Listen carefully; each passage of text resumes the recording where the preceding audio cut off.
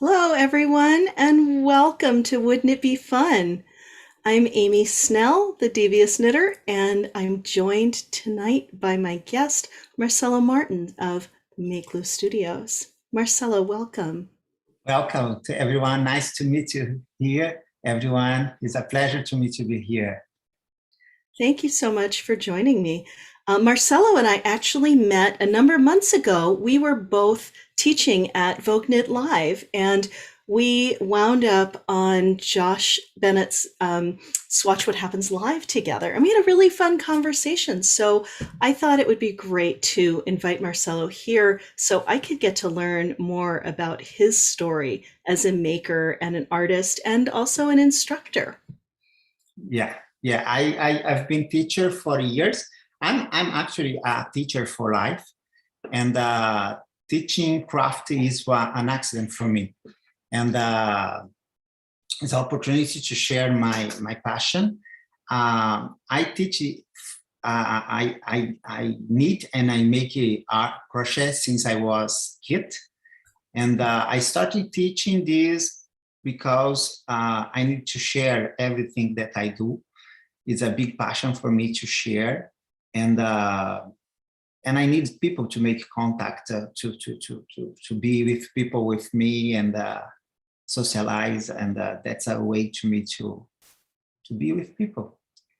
Now, obviously, our listeners have noticed that Marcelo has an accent. Marcelo's from Montreal and is bilingual, correct? Or are Yeah, you more than that? yeah. I'm from Montreal. I live in French here, but I used to say I am a Quebecer that was born in Brazil. So I was born in Brazil and I moved back to Quebec in 2008, and I live here in Quebec, in Canada since there. And yeah, I live in French, but I was a Spanish teacher in Brazil, and I speak Portuguese also. And I am a didactic teacher at the university for years. So I teach language. That's my specialty. Wonderful. Well, and you also have specialties in teaching spinning, correct? Yes, that's my biggest specialty in art and craft. And that's why I teach. Spinning for me is more than a passion. It's a need because I have a chronic pain. I have a neurological disease that I need to move my feet and my hands every day, 3 times 45 minutes to have the movement in my legs about this ill. And doing that, it became more than a necessity, it became a passion because I'm a very intense person. So when I start learning something, I need to go deeply in these things. And spinning in 2015, when I started learning to spin, I was just knitting. I check a yarn. Why this is on one side and twisting one side, and that one is twisted in one other side. I just got a bulk yarn and a sock yarn. I realized that have two different twists. So why that is different? So that was my question. That's bring me to spinning. So these different ways to have a different yarn in my hands bring me to start spinning. And after that, I felt in love about spinning. So I started designing some yarns, and I started designing histories, because that's the most important thing for me. I don't just tell things in my just calls and shawls and pieces in my art. I love to tell histories. I love to tell why I'm doing that. That is art. Transpose feelings, transpose histories, tell to people why you have to do that. For example, I have this my last yarn. This yarn I spun in August when I went to Daniela, my friend from Brazil, house. And I used to go to Ottawa once a month to visit this friend. And I know her over to 20 years. And this yarn, it's a two-ply yarn. And I'm going to put close. And as you can see, I have some threads, orange. I have some orange. I have some purple. And I have some blue, green, sorry, like this. 3 yarns was designed like this. However, I have some green and orange. I have some purple and orange. I have some green and purple, and I have some tweed effects in this yarn that I would like to make this. It was intentional made. And why I'd like this? Because in this project, I'd like some stripes. So in the bottom of my shawl, this is for a shawl. I'd like to make in a corner, is a rectangle shawl. And it's the name of this project is a card game. So I'm going to start in the corner and go to finish, start in the corner like a card to play. Go to start here and go to finish in other corner.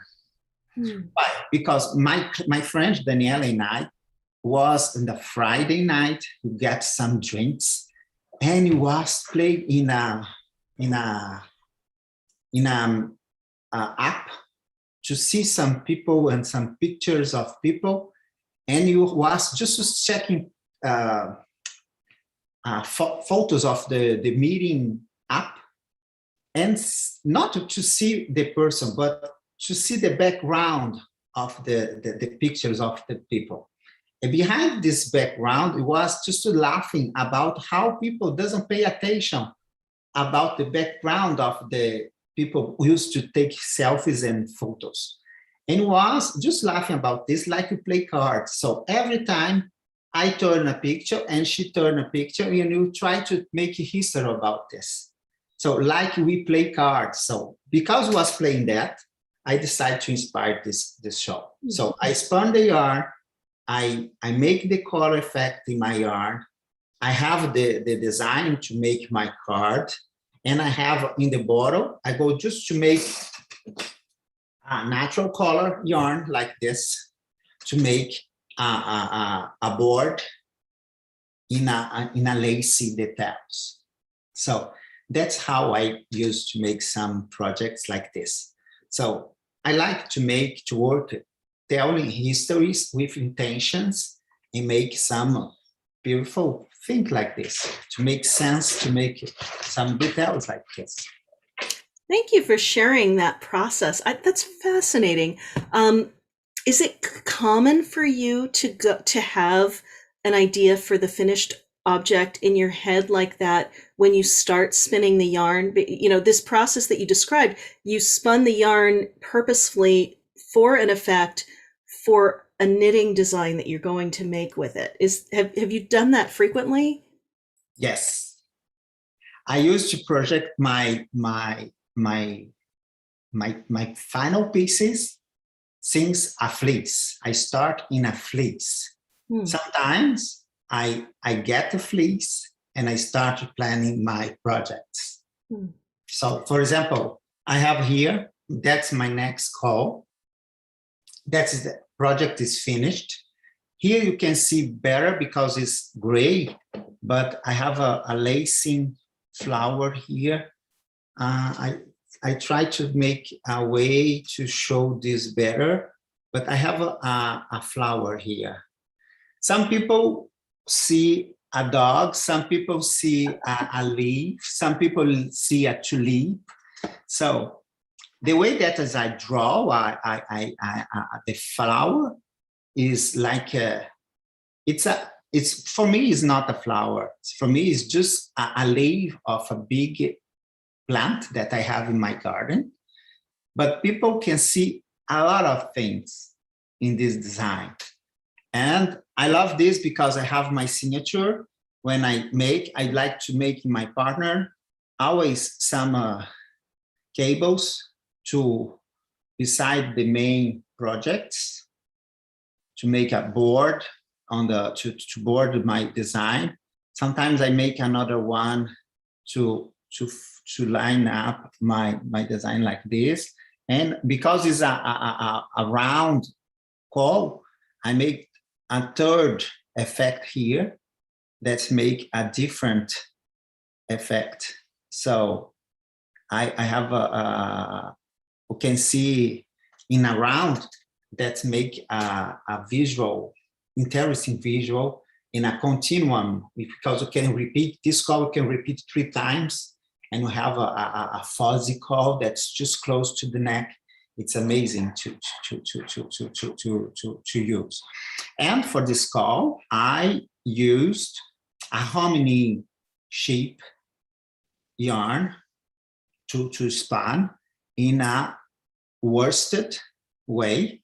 Why? Because hominy is a breed that is soft, loft.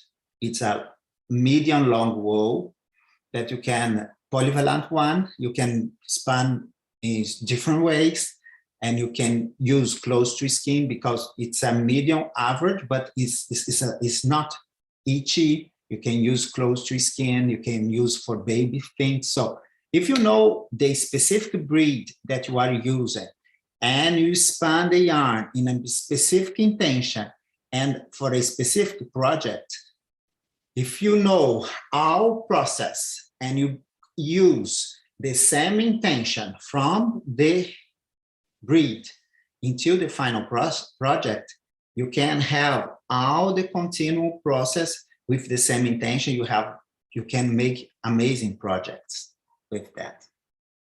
Now, I believe you've mentioned before that you're very interested in different breeds and you're paying a lot of attention to what breed your fleeces are coming from, right? Yes, yes. I use, for example, I work here in Quebec. My main intention is because the industry today used to import most of wool from Asia and Australia to use only merino. But if you get just a catalog of sheep breeds, you have over of 70 breeds. And all those breeds that you can spin the wool are amazing. And why you just use merino? Merino is not only the wool that is fine, soft, loft, and you can wearable. However, what you used to do here in Quebec, for example, I have a project that I'd like to offer to the people a catalog that I can map and point in a map which breed that you have here in Quebec that you can spin this wool. I'd like to spin this breed wool.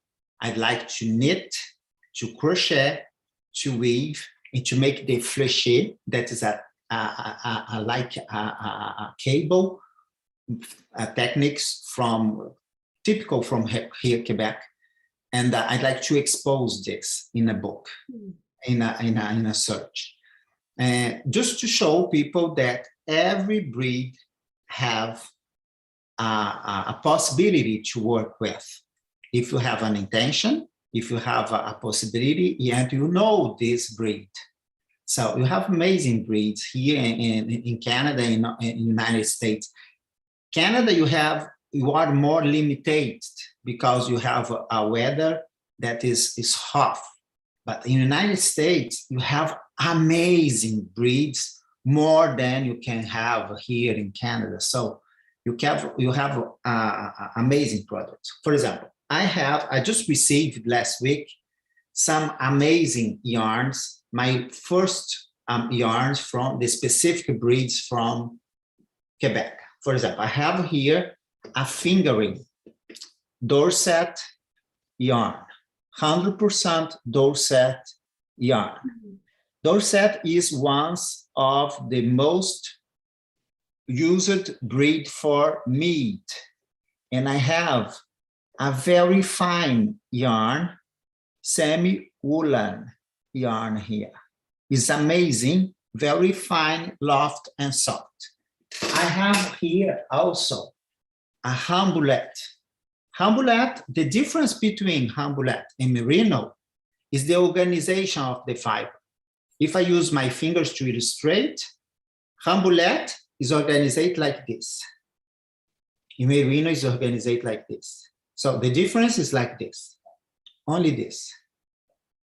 So to spin in the machine, it's easier to use merino and not hambulette.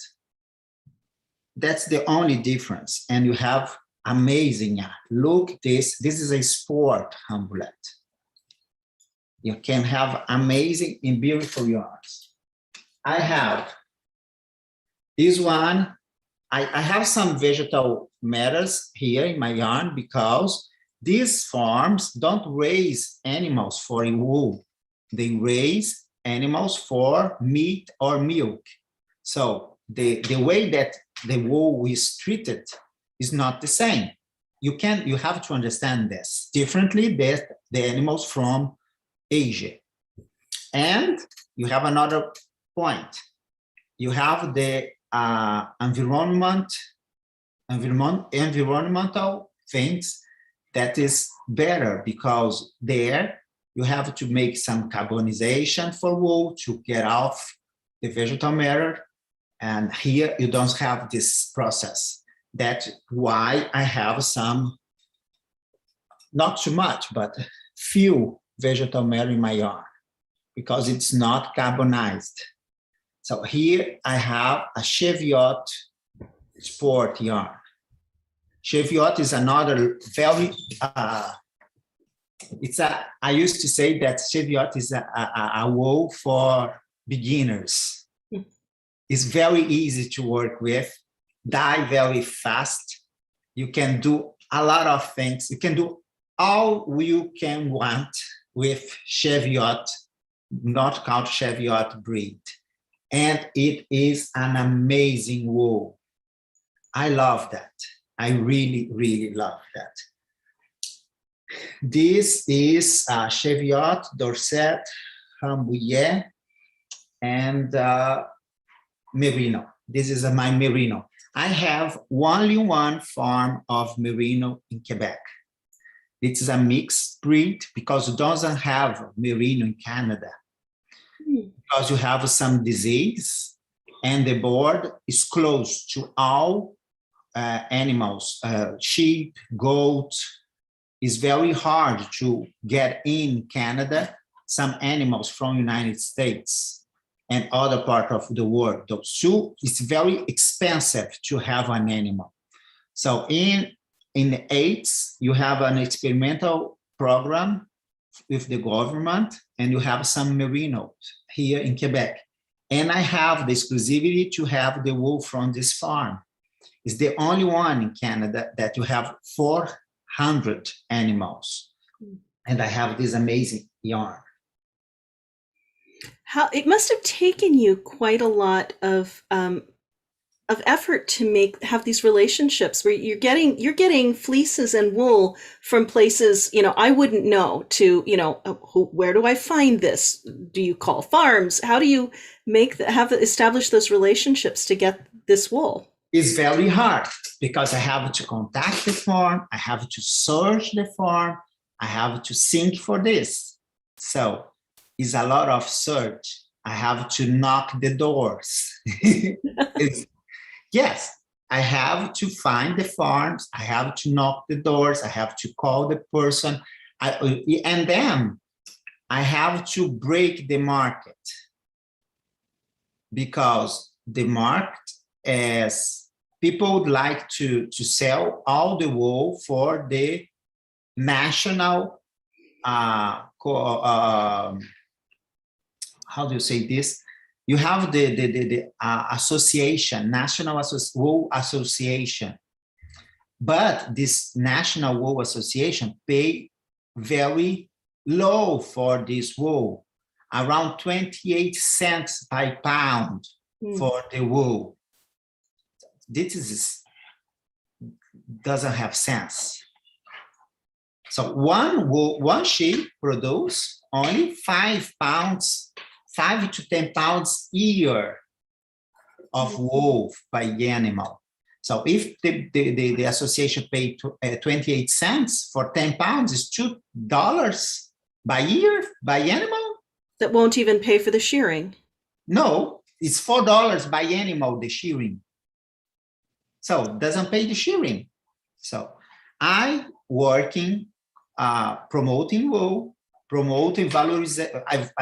I try to put value in this working. So I started paying minimum $2 pound for wool for the farmer.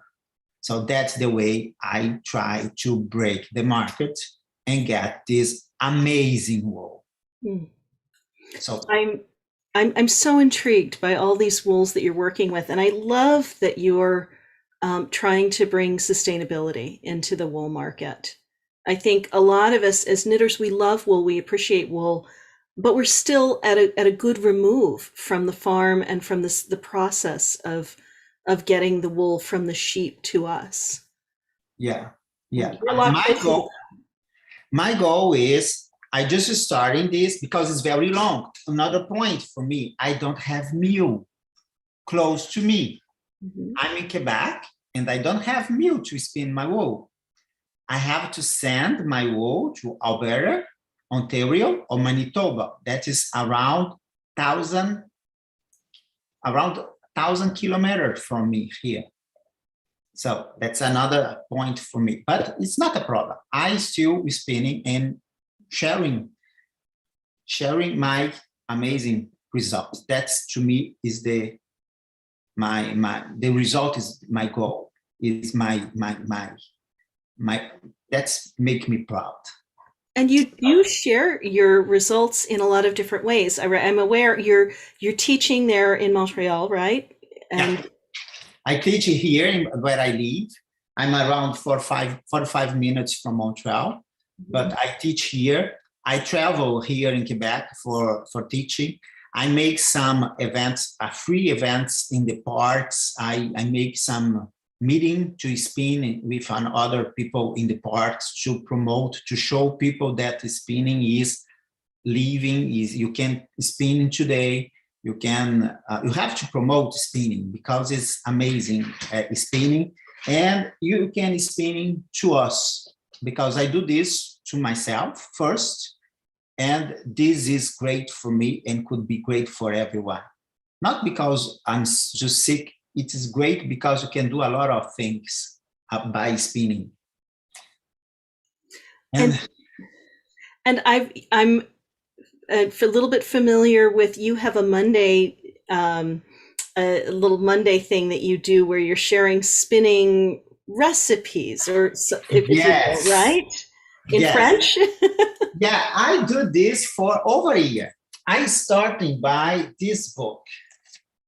I made first this book.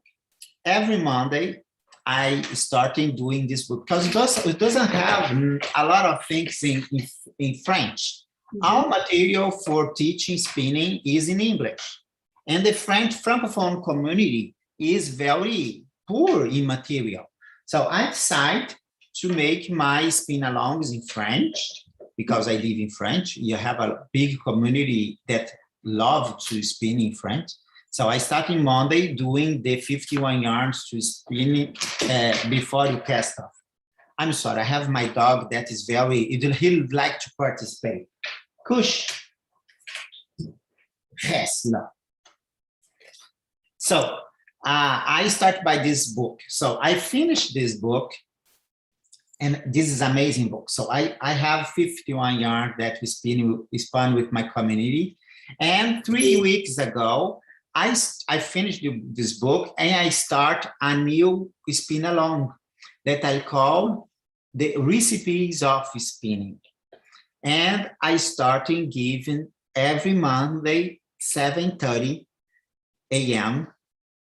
Eastern time, a new recipe of spinning. And I spin this, I give 30 minutes, a new recipe every Monday morning. So that's amazing because I I was afraid about time.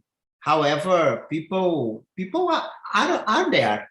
I have around 20 people, 25, and I have people from everywhere. I have people in Netherlands, France, Luxembourg, Switzerland, Quebec, and that's amazing. How can people find that if they'd like to tune in and find that? But on Facebook, most on Facebook because it's there that I'm more present on Facebook. On YouTube, this Marcelo Studio is the address, and then because I'm there since 2018, so it's not from today. It's 3 years ago I started that, and so people have the attitude to come to watch me there. And I have every Wednesday evening, like today, 7 p.m. Eastern time, is the time I do my in French. I talk this parlons filage, speak about spinning. That is, people ask me questions, and I answer people questions about spinning. So that's amazing. I'm really grateful that you were willing to spend your spinning talk today here on my channel with me. And I'm aware that you're going to be doing some more talking this weekend. You're going to be hosting a panel at Vogue Knitting Live. Is that correct? Yes, I have a panel. Every month at Vogue Knitting Live, I try to invite other spinners to be there with me and to promote spinning. My goal is to show spinner because why I'm so insistent with spinning? Because without yarn, we can do anything. If you don't have yarn, you cannot do knitting, you cannot do crochet, you cannot weave. So if you can spin, you can do every other thing. So, and spinning is amazing also. You have, and do this in Vogue is to show people spinning is more than a craft too. It's like a science.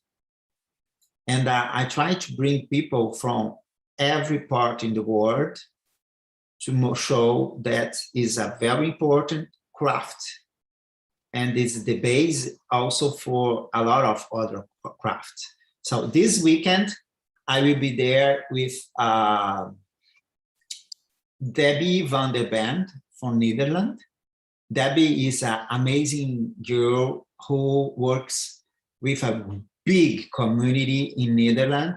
She makes some context about spinning. For example, she provides some the National Netherlands Spinning Contest every year in August. And she makes also in, I think it's April, a small international spinning contest. I have some students from Quebec who participate this in 2021 in this context, and it was amazing. She prepared the fiber and sent by mail for every participant, and everyone have the same preparation and have this year's was who was able to spin the thinner yarn in the longer yarn with the same preparation of fiber. So just for fun. So everyone spun this and sent by mail, and then at the end she take pictures and share this. Oh, that sounds fun. Yeah, the second person is Alana Wilcox. She's an amazing master spinner from New York. She's close to Niagara Falls, but in New York State, and she's amazing. She worked with colors, and she teach a lot of things about spinning and how organize the stash. I love Alana. She is amazing, kind, and a very dynamic teacher also. And the third one is a Quebecer lady. She is a specialist in mohair. She spun art yarn, and she is Anne-Marie Blouin. She is a Quebecer lady, and she's amazing.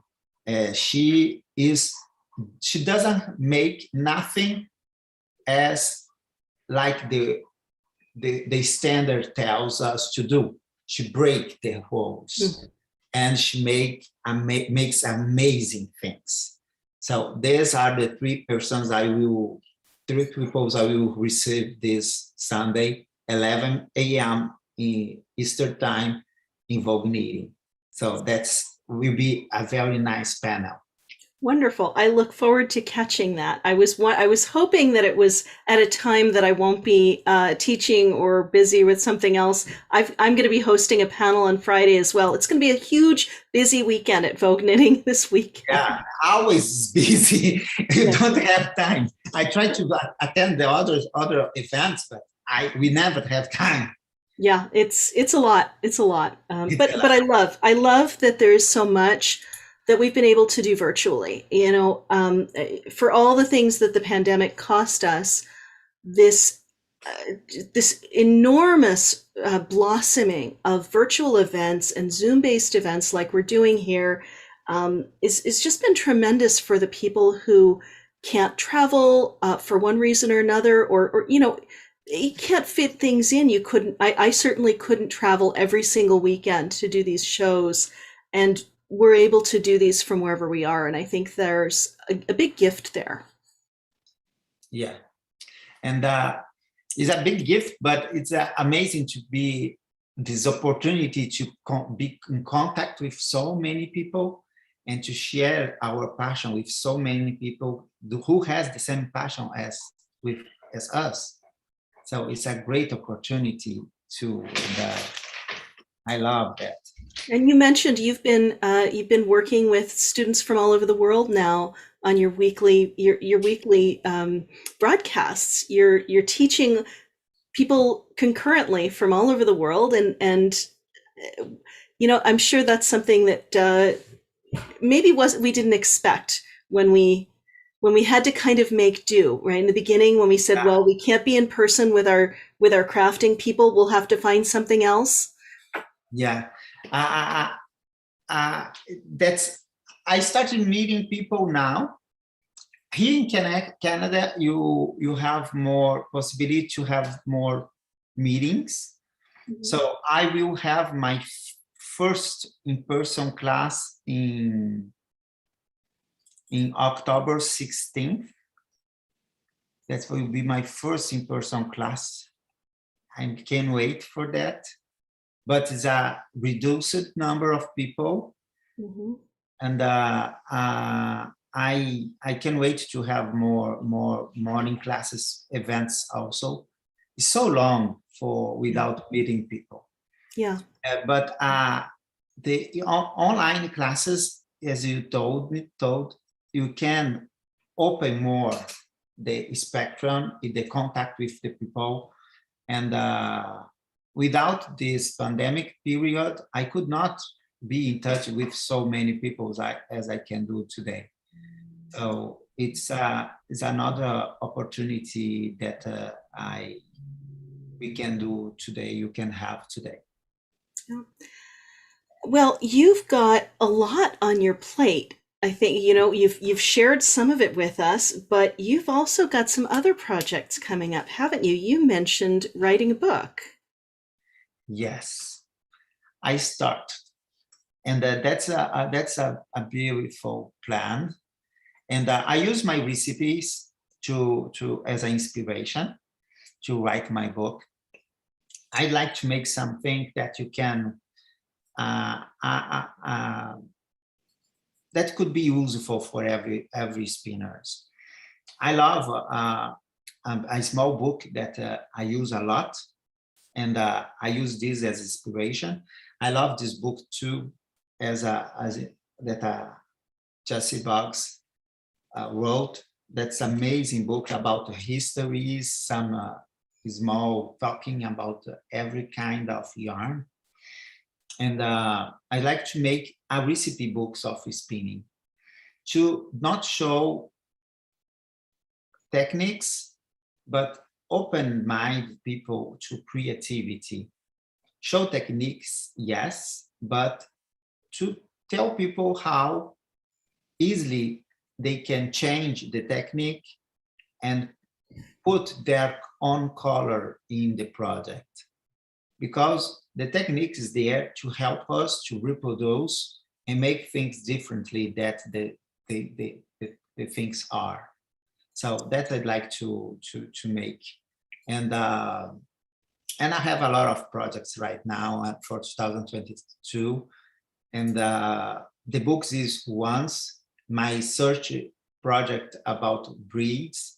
And I have a third one that's a documentary about the spinning, but in the large meaning of spinning with people. I'd like to tell what is spinning, but in the large meaning with people who is spinners that is over 60 years old and have more than 30 years of spinning. So I'd like to make every specialty of spinning with one person from every specialty. And I'd like with those characteristics and like to record these people sharing their experiences. Wow. And I'd like to record when this movie would be done. I'd like to travel to show this video and invite all spinners in the place to spin with me while the video is projected. Wow, what a vision. Yeah. That would be marvelous. Yeah, this to show that a art is an old art that lives today. I will go back to the past, but you go to show people this art, yes, is from the past. But today there is people who is still doing the same thing and is still living in enjoying this amazing art today also. You've got me really excited to get back at my spinning wheel. I'm a very novice spinner, but I'm really excited by the things that you're saying about creativity in the creation of yarn. I'm a newer spinner. I've been doing it for maybe 2 or 3 years, but I don't do it very often. So I don't ever get, very good at it. But I tend to I approach it thinking about technique. Okay, I'm just doing the right thing and getting a rhythm. And when there's a rhythm, it's enjoyable for me. But I hadn't looked at that as what you're describing, this source where you can really bring your creativity into it. Yeah. And can you tell me more about, like, what are the ways that you bring your creativity into your spinning? For me, it's just natural to get two yarns and change the ways. For example, people used to I make a single yarn in Z side, I ply in S side, and I have two ply yarns in, that's it. Why not change that? Get two yarns, one S side, one other Z side, ply together, you have a crap yarn. Get a yarn, S size, Z size, another yarn, and S size, but not ply together side by side, but put an angle, and you have a spiral. You're a rule breaker. Yeah, you can change that. That is a creativity. Why? You put colors. Yeah, put colors. Change the colors, manipulate. Why you get a braid like this? I have a braid. Yes, I have this color here. And I dye this color. I make this color by myself.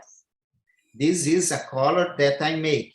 I put blue, white, nothing, orange, blue, orange, red. But why I have to be obligated to follow this hole that the color makes to me? it's my project. It's not the braid project. So I can break my braid and get off the blue because I don't want the blue. So I am the owner of my project. So I have to have the courage, be courageous to make the project, to get possession of the project. So knit, spin is have confidence in yourself,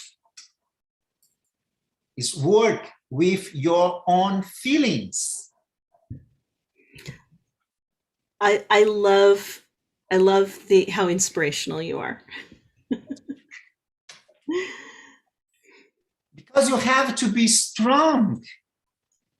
You have to say to yourself, I don't like that. That's it. Easy like that. You have to have this power to say to yourself, I don't like that. Or I love this. I love my book, yellow bookstore. Yeah, there is people doesn't like, Marcelo, your bookstore is so strong to our old house. What's the matter? Is my yellow books shelf in my old house. A modern with an old house. What's the matter? What do you love? What yarn do you make that you really, really love? The yarn I love the most is not here. It's my bag. It's my pride yarn. It's a yarn that I spun for the Pride, Sugar Pride in 2019. It's an amazing yarn. That's a rainbow braid, like that one, with the rainbow. And I just break the color in two. I reversed the braid and I applied together. So the colors are very mixed together and they are amazing. A second yarn that I love is a boucle. I have a half boucle here. It's not finished. I have to fix them. It's my second boucle, but I love the boucle because it's not because it's easy to do. It's not because it's easy to work. It's because it's made with mohair most of the time. It's not mandatory. You can make with any yarn, any fiber that you want, that I would like to make, but it's the symbol of boucle is the mohair most of the time. I raised Angora goats in the past, and that's just a nostalgic yarn. If I'm attached to this kind of yarn because it's the yarn that with the animals that I raised in the past. You've been talking a lot about how to sort of choose your fibers with intention. And Yeah, that's really kind of a mission of yours, right? Kind of helping people to know how to do that. Tell me more about that. yeah. The intention for me is the is the point of of any project, in my opinion.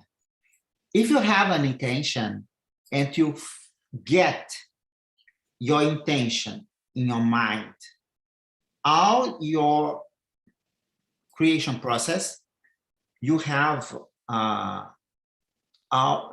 doesn't matter in which part you are in your process, you have your process done.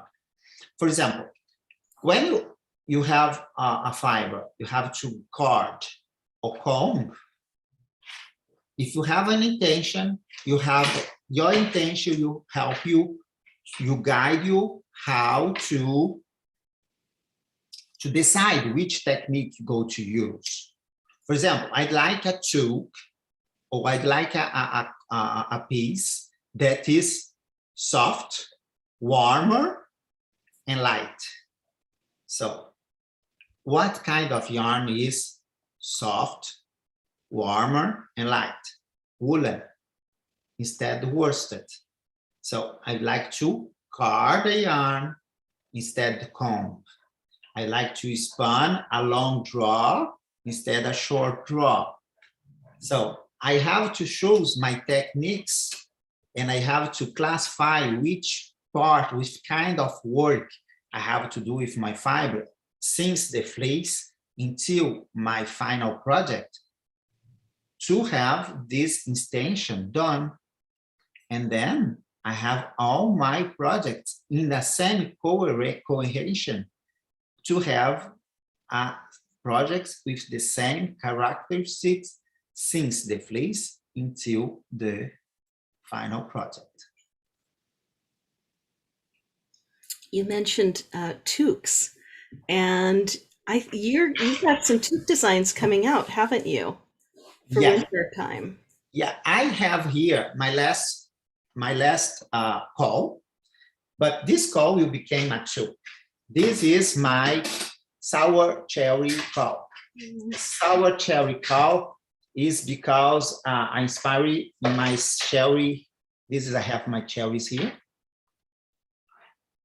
And this will become a toque. So this call, I will have a toque version that will become a toque. I have in my Haverly account, the as a tulip is another call, will become a toque. And I have a lot of toques that's coming up for this winter. And in this, in the same breed yarn that I have. So I have a Rambouillet, I have a Dorset, Cheviot, and I have Ile-de-France.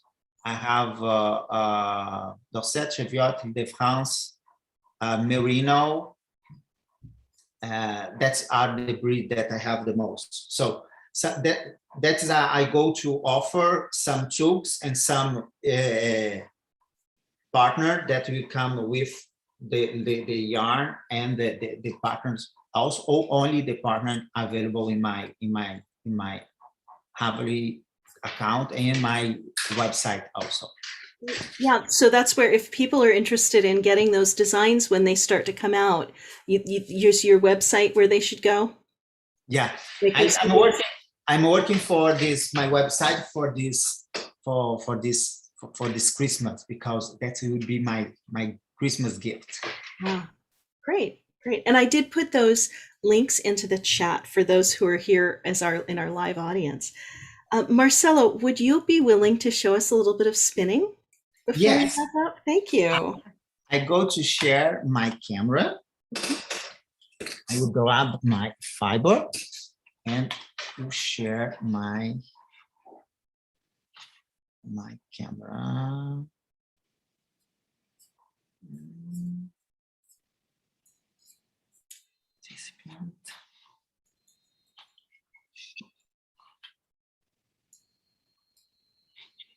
And while Marcelo's getting ready, I'll just invite everyone who's here live, if you'd like to put some questions in the chat, I'd be happy to ask those of him.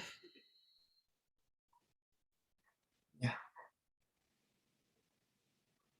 Jen was commenting earlier that in the UK, it often costs more to process the fleece for wool than the farmers could get for it. So a lot of farms actually wind up burning their fleeces, or are very happy sometimes to even just give them away. Yeah, that's so sad when you have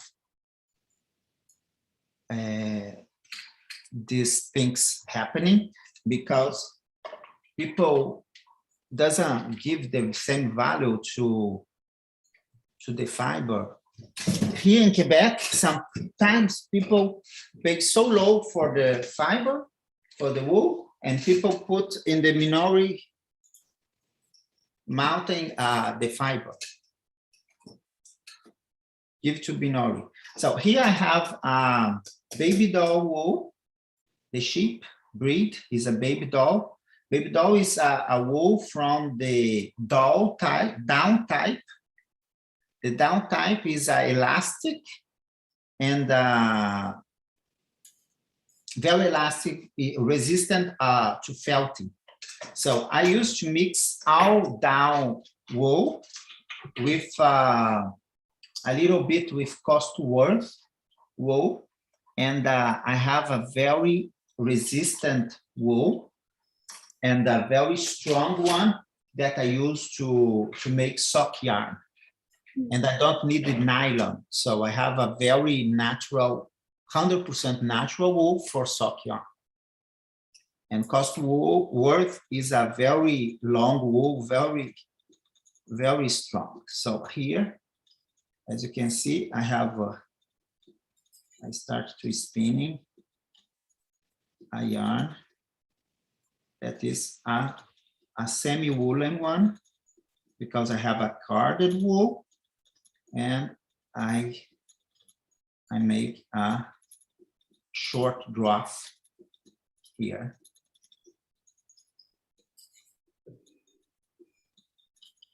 Put this in for the front. Which kind of spinning wheel are you spinning on? I'm spinning in a Ashford QE.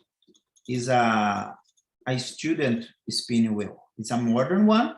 I love this one because it's very standard, very stable, and you can make a lot of things with that. I can change just the head of the spin wheel, and you can just change the spin wheel head, and you can make a lot of different of yarns with that. I have other spin wheels. I have 7 spin wheels, and I have some old ones that I named them. Every spin wheel has a name. And I have old ones, and I tried, I used to rescue some spinning wheels. Do you have a favorite wheel? Yeah. My favorite wheels is Jeremy, because the constructor was a man whose name is Jeremy Wallet. He's a CPW, and it was built in 1893. And I have 7 bobbins for this wheel. He's just here beside of me, and his has 1 treadle. This is the only one that I have it has 1 treadle. And that's my favorite one. It's a wheel to spin a lace yarn. So that goes very fast. Very, very fast. And I have a second one.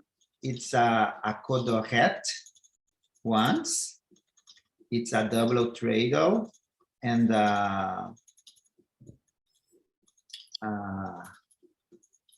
it's built in 1902. Who I have 4 bobbins for this wheel too. It's for spin a sport yarn. Also, is very hard. It's very fast, but not hard to spin. People is afraid to spin with this wheel because it has a metal in the part of the spin wheel. However, this wheel is not very hard to spin, but people who doesn't have the control, it don't have the same ability to spin, break the yarn very fast because the spin goes fast. Mm-hmm. That sounds does sound a little intimidating. Yeah, people be very intimidated. You have to be a little experiences to go to this kind of spin wheels.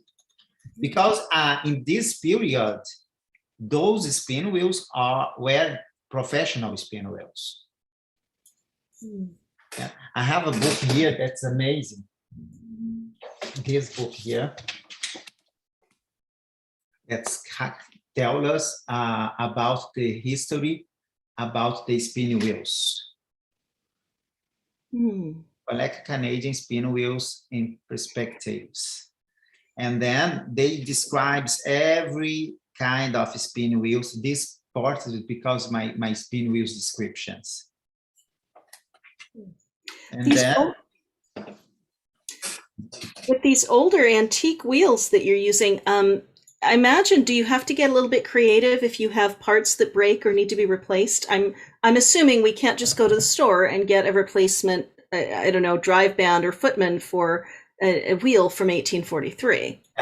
yeah, for the parts that break, I have some contacts for other spinners that is specialists to make these parts.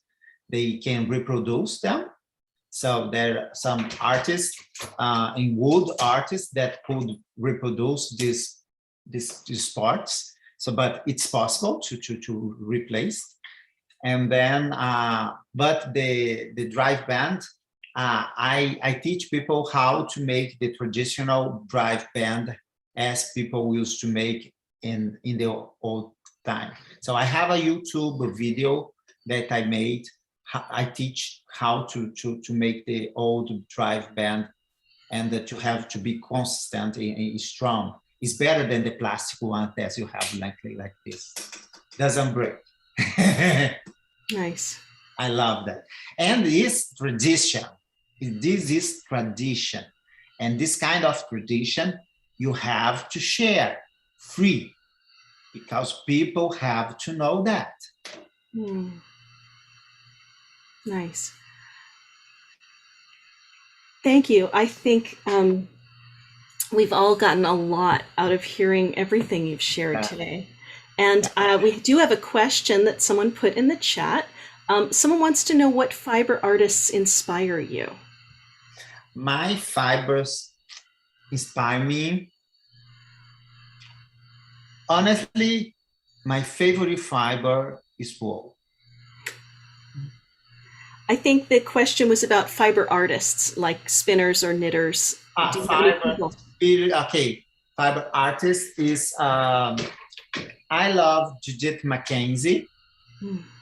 She is to me, a big inspiration for her passion, for her knowledge about type of wool, for the techniques. I have another artist, is Paula Simmons. She wrote books and shared a lot of things about spinning and spinning equipments, and she developed a lot of things about spinning that is the base for the spinning industry for today. Without her work, we could not have the spinning that you have today. So she designed a lot of spin wheels that you have today, a lot of drum carders, a lot of great equipments that you have today. Is her and her colleagues that work a lot. So these two people for me are very inspire me a lot. I was so glad to hear you mention Judith, because she's the one who taught me to spin, and I feel like I breathe knowledge just being around her. Yeah. And when you talked about this that you want to make this documentary and what you were describing, I found myself hoping so much that Judith was one of the people that you would hope to film, and because I would love to learn more about her in that way. Yeah, I wish you meet her once, Judith Mackenzie. I would be very glad if I could meet her. I think that the two of you would have a lot to talk about. 1 hour would be not enough. No, an hour would not be enough. I think you should go, and when you can, I think you should go to the Pacific Northwest and go to her home and see her spinning wheel collection and breathe the air there and get to watch her work. And she's an amazing craftsman, as are you, and Thank you. Thank you. I'm so grateful for the time that you've spent tonight and all the conversation. This has been wonderful. I'm going to sign off our YouTube live, but as always, the folks who are here on the live Zoom audience are invited to stay. We usually hang around for about another half hour and we just unmute and we have casual conversation and we do our crafting, our knitting, our spinning. I do just want to say a few things, which is that my next episode of Wouldn't It Be Fun is going to be Wednesday, October 27th at this same time, 7 p.m. Eastern. And it's going to feature two guests. I'm going to be welcoming Shayna Billow and Keith Leonard as my guests in 3 weeks. So hopefully folks will come and join us there. And you can register for the next episode by following the links in my website, which is deviousnidder.com/podcast. And there will be the registration there for the next episode. And with that, I will end our Facebook, our YouTube live.